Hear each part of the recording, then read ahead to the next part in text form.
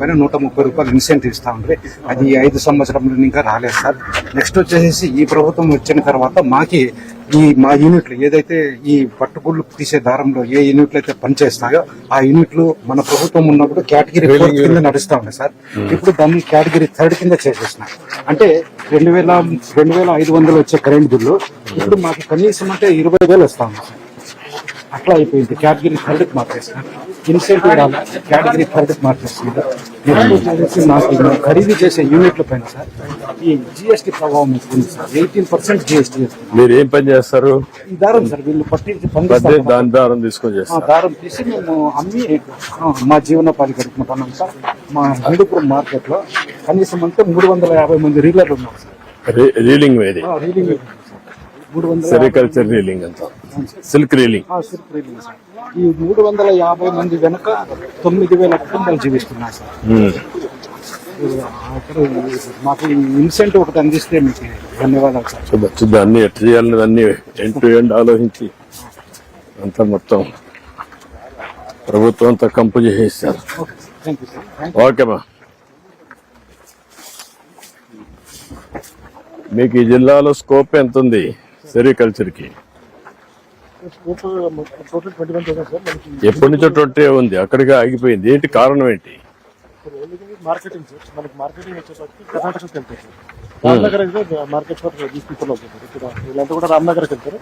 అది ఎదురు కర్ణాటక అండ్ ఆంధ్ర రెండే సెరికల్చర్ మొత్తం ఈ రెండే ఎక్కువ ఉండేది.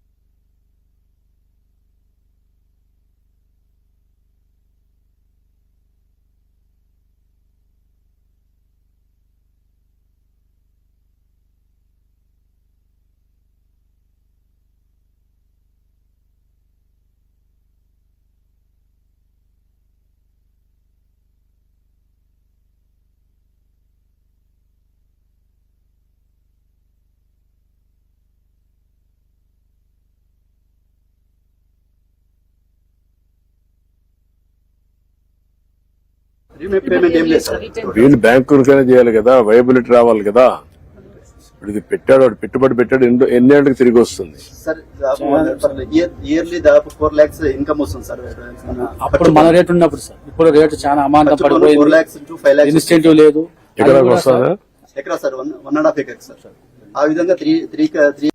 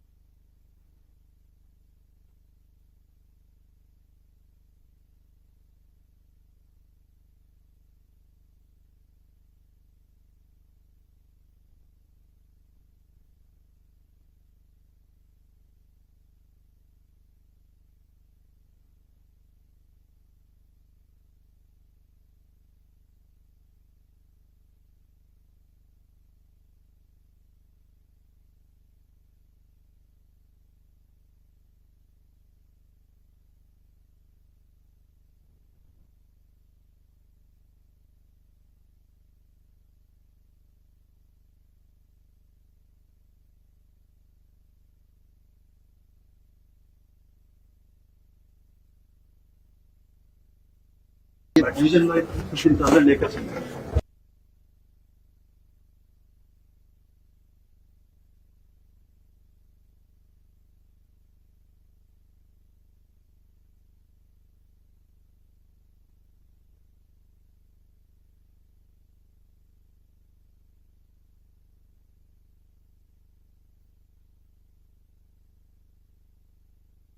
కుప్పం ఎక్కువ ఉంది సార్. 20,000.